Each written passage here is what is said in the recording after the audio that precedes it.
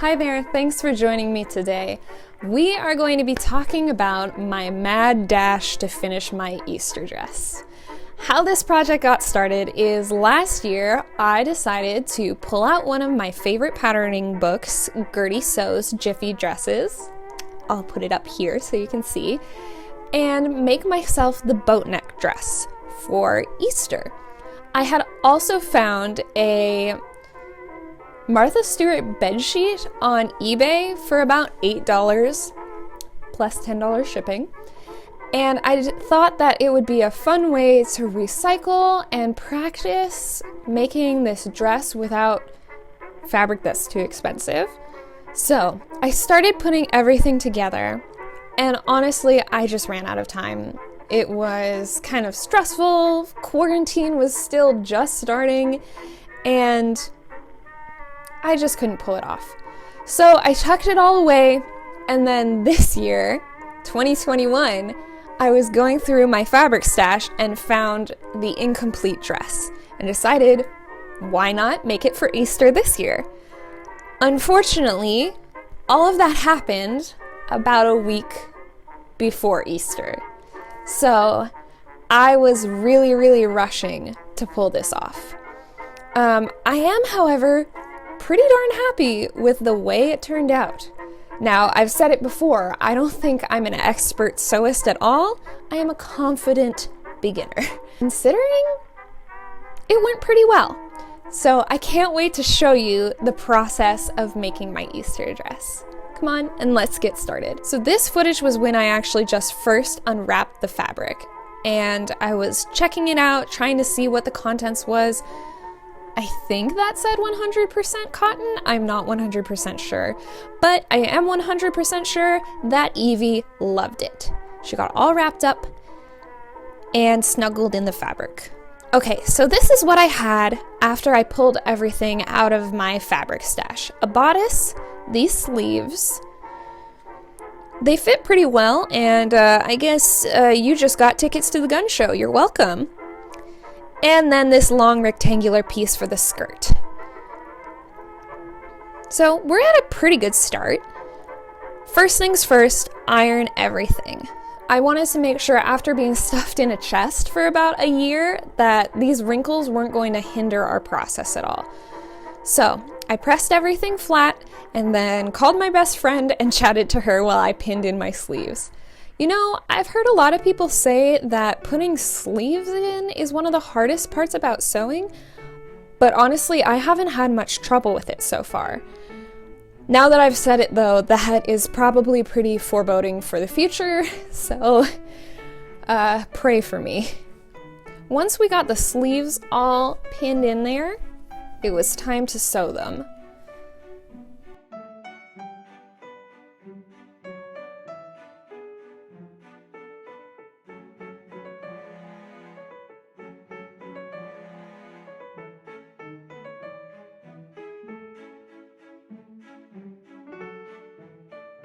Pattern, it tells you to put some light gathering stitches along the top so you can ease them in better, and I found that gave it a very cute, slightly puff-sleeved effect.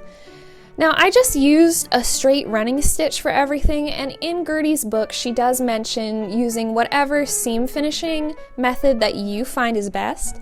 So I just did a zigzag over everything after I had pressed it open. I don't have a serger, so I feel like this was a pretty good way to get that sort of surged effect. See if my camera will focus, it'll show you. There we go. And it's going to contain all those little loose ends of the thread. I hadn't tried this before, but was really happy that I did for this project. Alright, now I'm going to show you how I like to lay out my fabric so that I can cut it for the skirt. What I do is I'll mark the middle with a pin. Oh, excuse my pajamas, it was very late when I filmed this. Once I have the middle of your fabric strip pinned out, I like to fold in the two sides. You can do this with any size of fabric. I think I had like 2.5 yards here from the sheet. I would have preferred 3, but you go with what you got. Anyways, once you fold in both those sides, you're going to cut down the edges of the fold. That way you have one long front panel and two smaller back panels, and easy places where you can insert your back zipper and your two side pockets, because you know a girl has to have pockets. Speaking of pockets, let's go on to that next step. This is my favorite pocket pattern. I have used it for most skirts I've made so far, and I will link it in the description below. And here are the pocket bags. You're going to want to cut 4 of these, preferably of the same fabric, but if you are on like a tight fabric budget, or if you're trying to use up exactly what you've got, it's okay. You can do another color. It's not that visible. Anyways, so you're going to sew around the pocket bags, and you're going to take each of the outside edges to the entrance of the pocket and sew it into the skirt. Someday I will do a more detailed tutorial of this. I'm sorry it's kind of vague right now, but it is an easy addition. The boatneck dress in the book does not come with pockets, but I think it's pretty easy to add them in.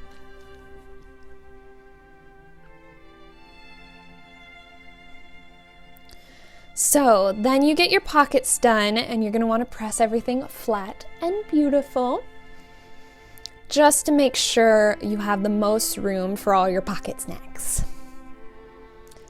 I trimmed down the seam allowance from my pockets and the seams on the skirt, so it was about 1/4 of an inch, and it gave me a lot of room to do that same zigzagging method next to the seams, so that I had that nice finished inside of my skirt. Once we got to this part, I think it was Wednesday by the time this footage happened, I was feeling very confident about finishing the dress. I had the skirt together, and right now in this scene, oh no, we're zigzagging the outside of the pocket. I don't know what I'm talking about.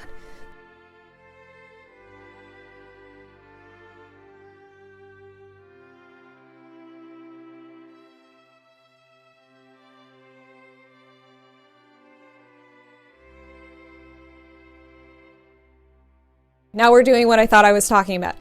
This is the gathering stitch for the skirt. How I like to do this, there's lots of different methods to gather, but I like to take a different color thread and put it in my bobbin. You see I've got red on the bottom here and pink on the top. And then with that different color thread, I'm going to turn my stitches up to as high as they can go lengthwise. So you get a nice long stretchy stitch.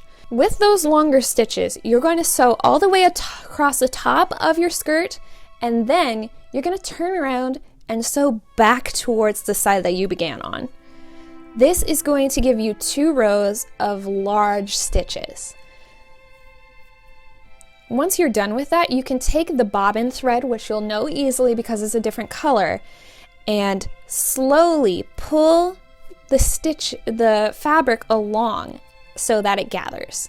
Now this is pretty easy, and as long as you're not pulling too hard, you're not going to break your thread. You're going to get nice pretty gathers with no trouble. This is another one of those like kind of chill sewing things. I like to watch YouTube videos while I'm gathering skirts.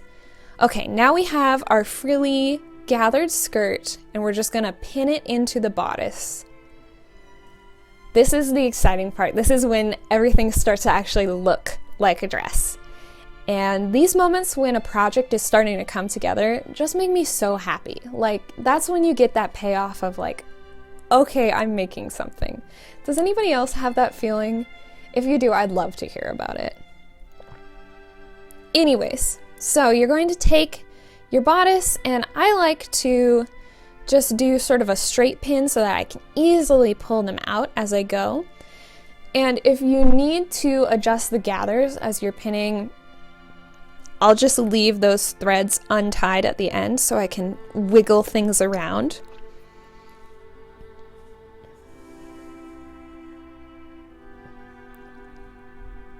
In the boatneck dress, there are darts that help shape the bodice, and I had all my front darts pressed towards the back of the dress, and I think my back darts pressed inwards. I'm not sure if that's correct in the way the directions worked, but it worked for me. To achieve that, I just made sure to pin them down as I was pinning the skirt on.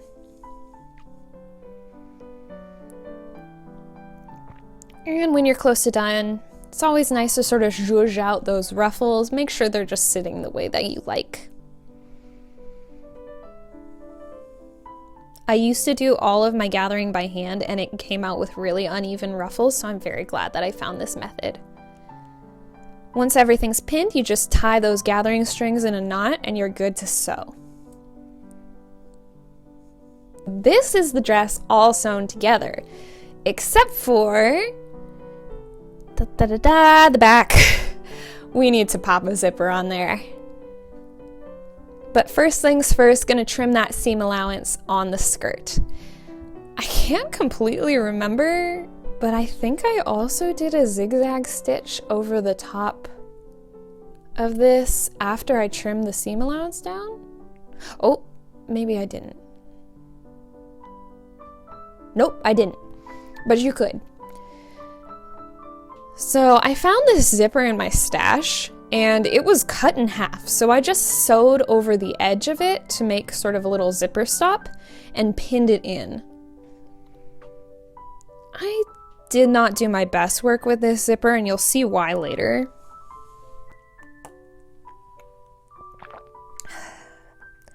I'm gonna be completely honest with you.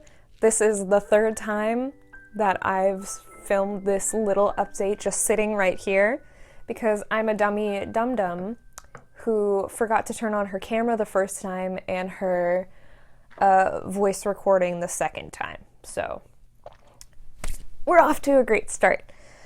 But in actuality, we are. Today is Friday. I'm going to be really busy tomorrow, so I have to finish the dress tonight if I'm going to wear it on Sunday. But I think that's pretty doable.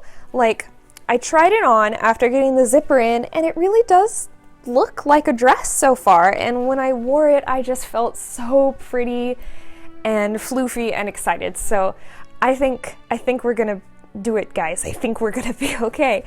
The one problem that I really want to fix, like the inside's not very finished, but I can do that later. Like I showed you how I did the skirt, I could do that for the top portion a bit more later. But one thing that I really do need to get sorted is the zipper. So it went in great, fits fine. I'm really happy again with how I was able to recycle this zipper. However, I don't know if you can see it from there. Maybe if I hold closer, can you see that? The stitching does not line up, so when you butt it up at the back, the tops are maybe like a quarter inch, half inch apart.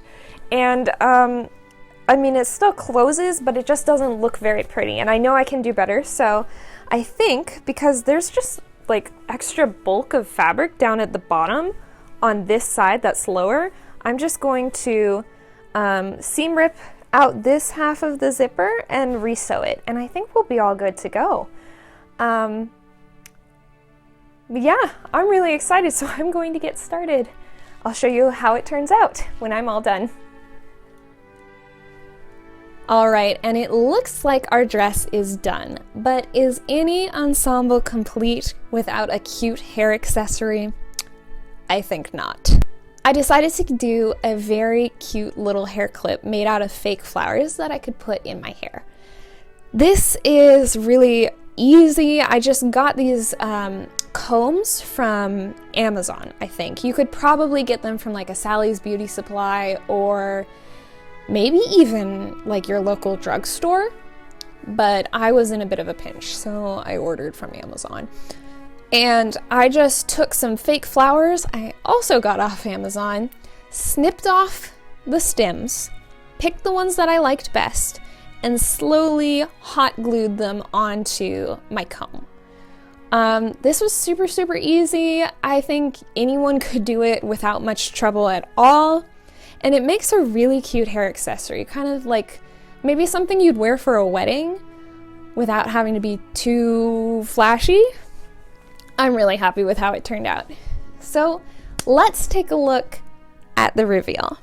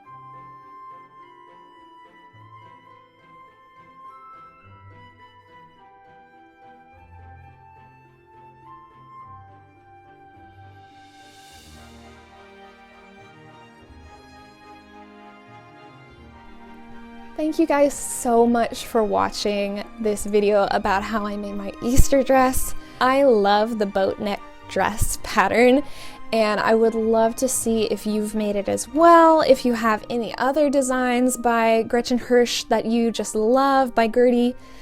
I am a big fan of her designs, and I think she makes some very cute items for all sizes, which is just great. I've got some more projects coming up soon. One big project that is kind of in the same vein as this. Hopefully I'll get that out quickly for you guys, but we'll see. But that's all I've got. Be brave and do your best. All right, thanks you guys. Bye.